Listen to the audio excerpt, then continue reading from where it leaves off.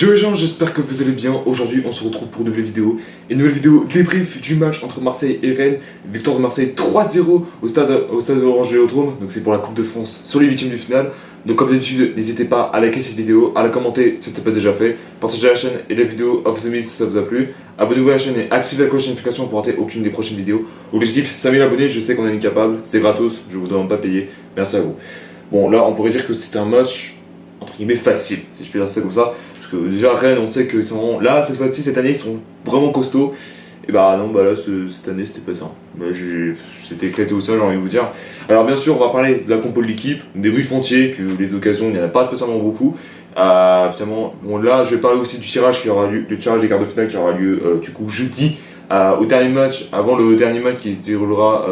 Merde, voilà, attendez, j'ai juste faire un petit truc, hein, juste avant qu'on commence. C'est Strasbourg-Monaco. Avant que Strasbourg-Monaco commence, notamment, il y a le tirage au sort des quarts de finale. Et on va savoir qui entre Strasbourg et Monaco sera en quart de finale pour la dernière journée.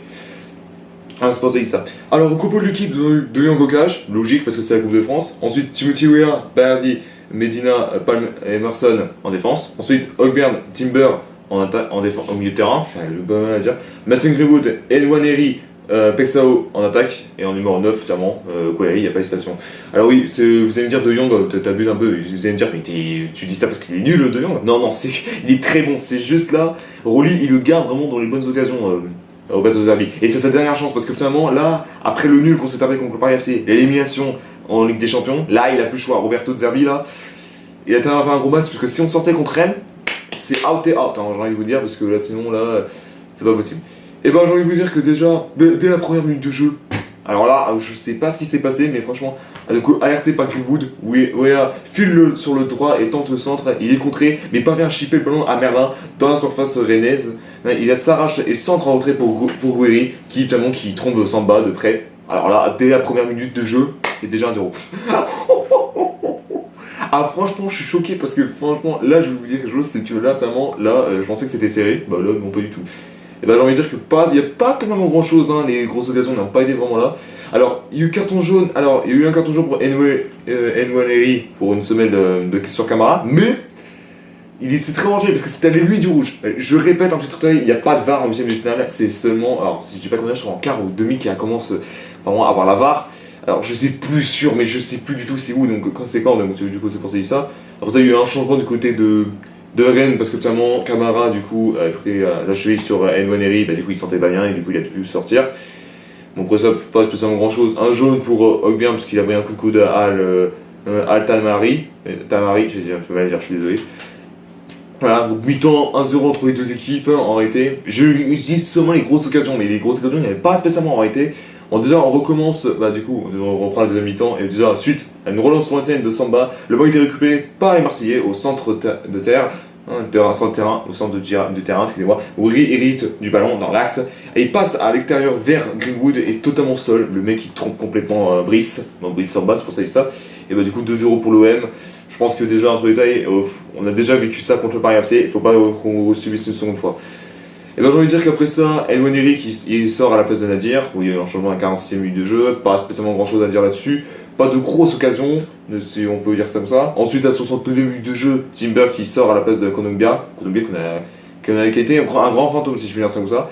Et du coup, deux occasions du côté de, déjà Rennes et Marseille. Déjà un Rennes du côté de Merlin adresse un centre lointain vers Al Tamari et de peu court au point de pénalty, il reprend le ballon devant De Jong, mais heureusement qu'il est attentif parce que sinon c'était le but. Et après ça Gouiri, alors que Gouiri qui part en contre-attaque peut se fermer, ça frappe dans la surface, mais il préfère ça avec Gouiri et malheureusement le but, il a plus qu'à pousser au fond, mais ce con il touche la barre transversale. Le but est vide et il a réussi à la louper. Alors franchement on en a eu des cons, mais là lui, non mais le but est vide, il a réussi à le louper. Ça c'est notre problème à nous en réalité. Le but est vide, il le shoot à côté. Voilà, c'est vrai. Le 3-0 était là en plus, hein, si je peux dire ça comme ça. Après ça, deux changements du côté de Marseille. Donc Aubameyang qui rentre à la place de Guéry et Traoré qui rentre à la place de Pexao. Bon après, plus chose à dire là-dessus. Ensuite, Pavard qui rentre à la place de Emerson en 82e minute de jeu. Et une minute plus tard, suite à une superbe ouverture de Højbjerg, Greenwood file vers le but rennais dans l'axe et attire Samba au d'abord dans la surface. Il sert Aubameyang, il n'a plus qu'à mettre au fond. Aubameyang qui marque le triplé pour Marseille. Le triplé, c'est pas trop triplé, mais vous avez compris ce que je viens de dire. Mais après ça, plus trop grand chose à dire là-dessus. Hein. Kondogbia qui prend un jaune parce qu'il a fait une faute, et finalement Balerdi qui prend un jaune pour contestation. Donc voilà. Voilà, du coup, Marseille se file en quart de finale, première depuis en 2022, parce qu'on rappelle qu'on était éliminé en quart contre Annecy, une équipe qui est complètement qui est nulle à chier, si je peux dire comme ça.